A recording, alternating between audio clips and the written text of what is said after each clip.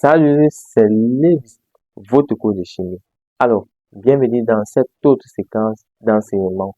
Aujourd'hui, nous allons parler d'un paramètre qu'on a appelé le coefficient de dissociation. Bien évidemment, j'ai tenu à faire ce passage pour vous expliquer ce que c'est qu'un coefficient de dissociation, comment l'appliquer, car ça intervient beaucoup plus dans les réactions contenant des substances acides. Sans plus tarder, allons-y. Alors, comme je le disais entre-temps, nous allons dérouler ce petit passage. C'est un petit résumé que nous allons faire pour parler du coefficient de dissociation, car ça permet de déterminer la quantité de substances restantes dans la solution. C'est la raison pour laquelle j'ai vraiment tenu à le faire. Juste après, nous allons faire un exercice qui pourra récapituler tout ce que nous devons savoir concernant les solutions acides. Alors, qu'est-ce qu'on va dire? On va dire à l'entête, on va dire coefficient de dissociation.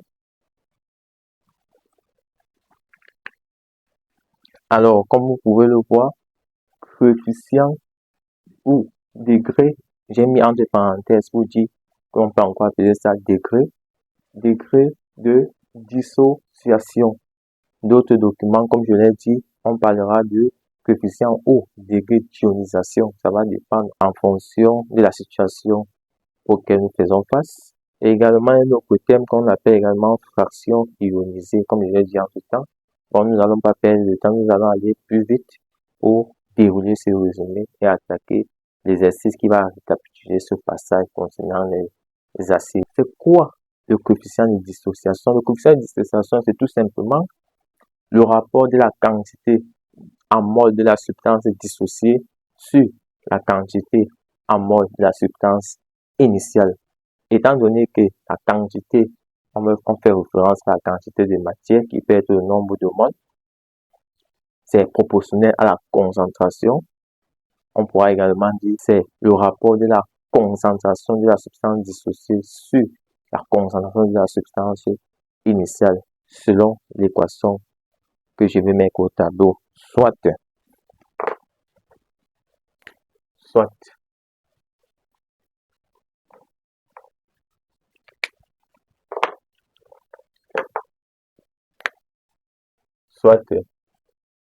HA plus qui donne A moins plus H 3 ou plus. Soit ceci. Selon cette équation, on va dire que la constance, le coefficient de dissociation va donner, coefficient de dissociation alpha va donner quoi? Va donner la concentration de H 3 ou plus sur la concentration. C'est ça la concentration initiale. Concentration initiale. Et généralement, la concentration initiale, c'est la concentration analysée, celle qui va être donnée au début de l'exercice. Pourquoi j'ai mis H2O+? Parce que d'après l'électroneutralité en forme réduite, le H3O+, ça va être égal à la substance basique. Parce que ça forme un couple. Ce qu'on appelle un couple, c'est un couple conjugué, c'est-à-dire l'acide fer va réagir avec sa base conjuguée. Bon, ça est égal à ça. Bon, voilà.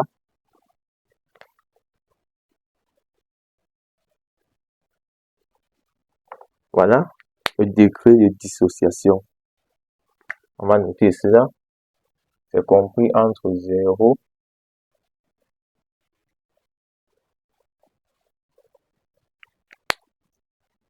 c'est compris entre 0 et 1, n'est-ce pas? Alpha compris entre 0 et 1. Plus alpha se rapproche de 1, plus nous avons affaire à un acide fort. Plus il s'éloigne de 1, en se rapprochant de 0, nous avons affaire à un acide faible. En d'autres termes, plus alpha est grand, plus l'acide est fort, plus alpha est petit, plus nous avons affaire à un acide faible. C'est la raison pour laquelle si alpha est égal à 1, forcément, la concentration de celui-ci est égale à la concentration initiale. Parce que alpha ne dépasse jamais 1. Et ça, c'est sa formule. Mais, étant donné que c'est mieux de le déterminer en pourcentage, lors des calculs, on pourra le multiplier par 100 pour déterminer sa valeur en pourcentage. Alors, voilà la petite formule dont je vais partager avec vous. Mais ça ne va pas se limiter à ça. Nous allons continuer à dérouler pour vous montrer certaines parties de ce résumé. Alors, on va noter la loi d'Ostwald. La loi d'Ostwald, cette loi est indispensable, n'est-ce pas? Cette loi va découler à partir de cette équation, la loi d'Ostwald. La loi d'Ostwald, c'est toujours le coefficient, le degré de dissociation qu'on va déterminer sous une autre formule. Ça va découler à partir de cette équation. Alors, on va avancer à la loi d'Ostwald. On m'a dit, déjà, avant ça, je vais vous préciser que pour établir la loi d'Ostwald, à partir de cette relation, on va faire l'avancement de la réaction pour pouvoir déterminer la loi d'Ostwald, parce que c'est très important. C'est à partir de l'avancement, mais ce paramètre de l'avancement, nous aurons une séquence où nous allons affronter, nous allons parler de l'avancement de la réaction. Mais ici, nous parlons exclusivement du degré de dissociation. Alors, mais pour ça, pour établir la loi d'Ostwald, on va passer par l'avancement. On va le repliquer. HA plus l'eau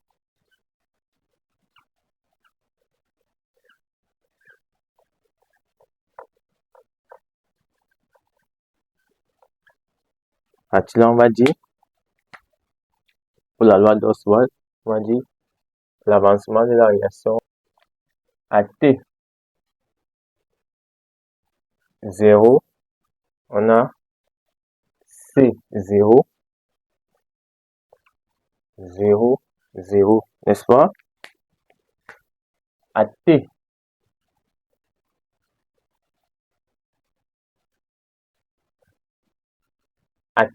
quelconque, c'est-à-dire à T intermédiaire, on a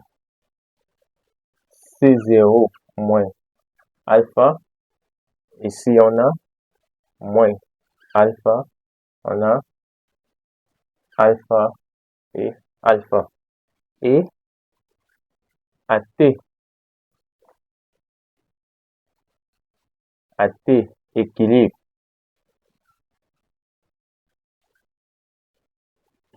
à T équilibre, on a C0 moins alpha de C0. Ici, on a moins alpha de C0. Ici, on a alpha de C0, alpha de C0. Comme vous pouvez le voir, à T0, c'est-à-dire à T initial, on a C0, 0, 0. On a concentration initiale. Rien ne s'est encore formé ici, parce que c'est avant la réaction. À T quelconque, c'est-à-dire pendant la réaction, C0 moins alpha, alpha, alpha. Maintenant, à T équilibre, lorsque la réaction est équilibrée, c'est stabilisé, c'est bien en équilibre, on a C0 moins alpha de C0, moins alpha de C0, alpha de C0, alpha de C0, n'est-ce pas? Maintenant, lorsqu'on a fait ça, on vient ici, on va parler de la constante d'acidité. Que dit la constante d'acidité? Constance d'acidité. La constante d'acidité, Ka, qu'on va appeler ici constance de dissociation, qui dit est égal à concentration à H3O+, n'est-ce pas, fois la base sur l'acide. Ka est égal à H3O+ fois la base sur l'acide. Sur l'acide, n'est-ce pas? Maintenant, selon la constante d'acidité, selon cette réaction, on va les remplacer par ces différentes valeurs. Ça va donner quoi? va donner, on aura H3O+, H3O+, alpha C0 A- fois alpha C0 sur HA, c'est-à-dire C0 moins alpha C0. On continue. Ça va faire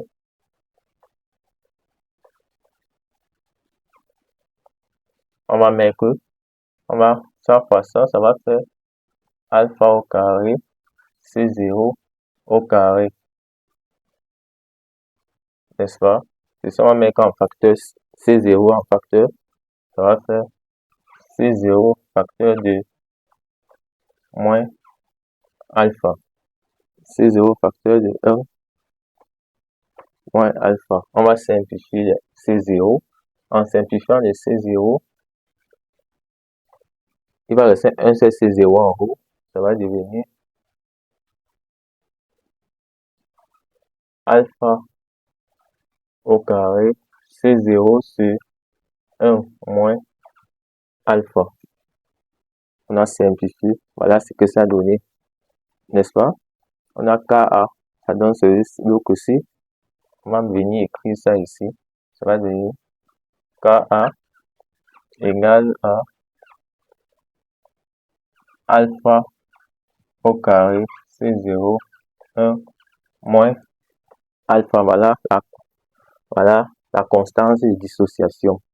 Maintenant, on va réarranger cela. En réarrangeant, ça donne quoi? Ça va faire Ka facteur 1 moins alpha égale à alpha au carré C0. Ça va faire Ka moins Ka de alpha et on va moins alpha carré C0. Ça va faire, on va envoyer tout ça d'un côté. Ça va faire alpha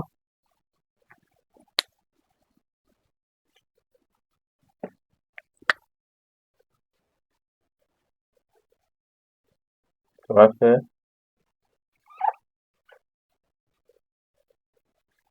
alpha carré C0, ceci, n'est-ce pas? Plus Ka alpha moins Ka égale à 0. Qu'est-ce que vous constatez? Nous avons affaire à l'équation du second degré. À partir de là, il va falloir qu'on détermine alpha. On aura deux valeurs de alpha 1 et alpha 2. Un seul alpha va être un seul degré de dissociation va être pris en compte. Celui qui sera positif, qui sera pris en compte. C'est pourquoi vous voyez, vous avez quoi? Alpha au carré c'est 0 plus Ka, alpha moins Ka égale à 0. Juste le développement de l'autre. Allez, capture d'écran. Alors, vous avez capturé l'écran. Là, j'ai oublié de vous préciser que Ka égale à alpha au carré c'est 0, machin. Si alpha est supérieur à 0,05, n'est-ce pas? Ka est égal à alpha carré c'est 0, machin. Si alpha est supérieur à 0,05. Deuxième façon, maintenant, si c'est inférieur, ça sera pas par l'équation du second degré. Attaquons. Alors, si alpha est inférieur à 0,05. On va dire si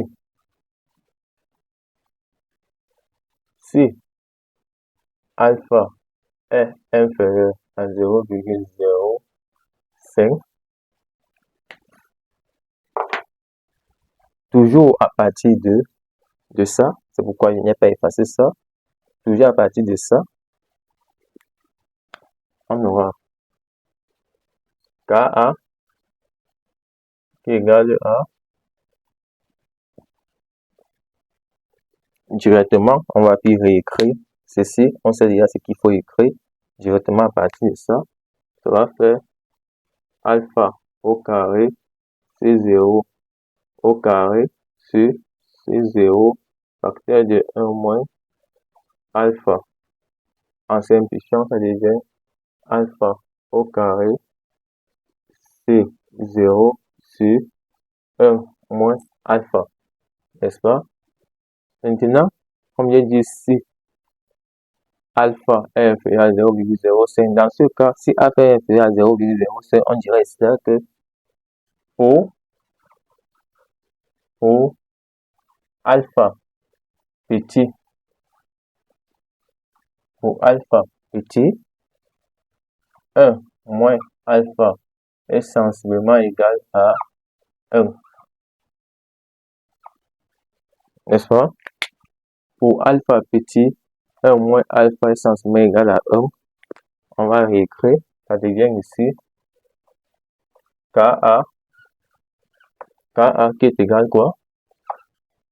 Alpha au carré C0.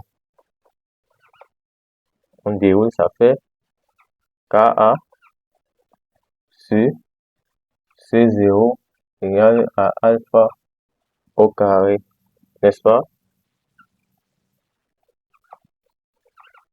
Ça devient alpha est égal à racine carrée de KA sur C0. Alpha est égal à racine carrée de KA C0.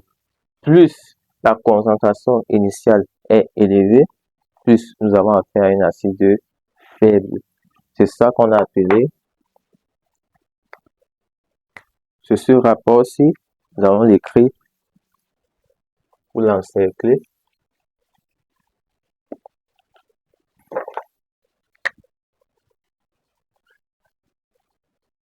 Alpha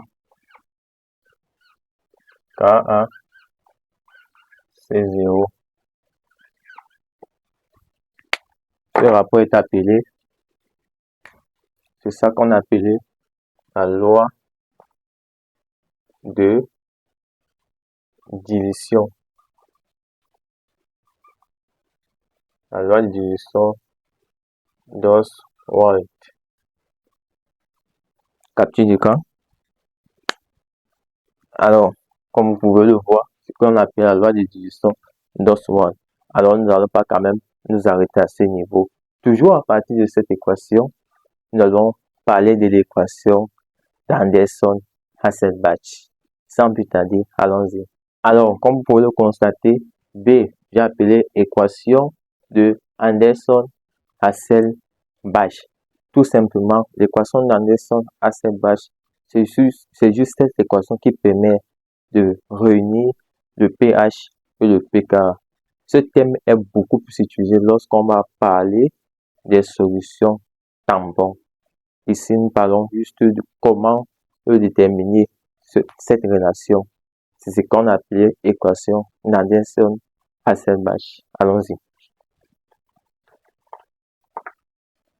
Alors, on va toujours partir à partir de cette équation. On va dire HA plus l'eau A moins plus H fois O plus H fois O plus, n'est-ce pas? On sent que le KA égale à H3O plus A moins sur HA.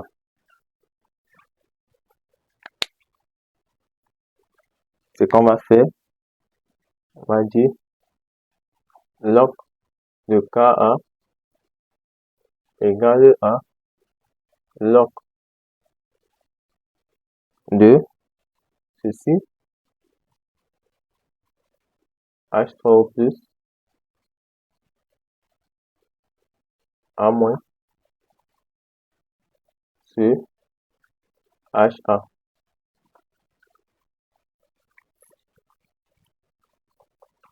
Ça va faire moins log de Ka moins log de H3O plus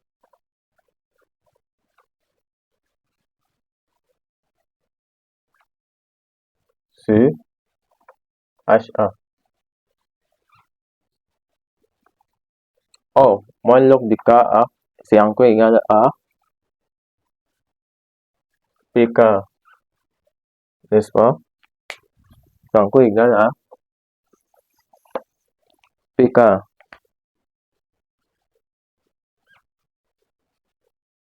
On a Pk ici. Ici, moins log, on sait que c'est en mathématiques. On va supposer que c'est deux termes. On va supposer que c'est deux termes, c'est-à-dire ça. On va appeler A et B. Ça sera comme si c'est log de A fois B. Or, en mathématiques, on a dit log de A fois B est égal à log de A plus log de B. On applique ici, en appliquant, ça fait tout simplement moins log de H3O plus, n'est-ce pas, moins log de A moins sur HA. Avant de changer ceci, moins log de H3O plus, ça nous ramène à écrire égal à pH. On aura Pk qui est égal à pH moins log de A moins HA. Ça va donner, en changeant, ça devient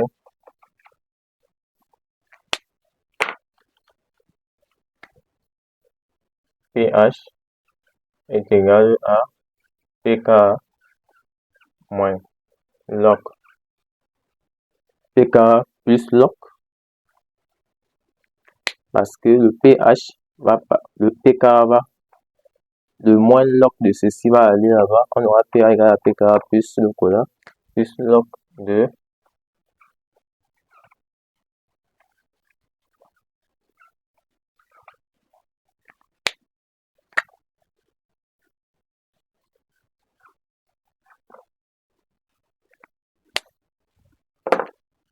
ce qu'on appelait l'équation d'Anderson-Hasselbalch.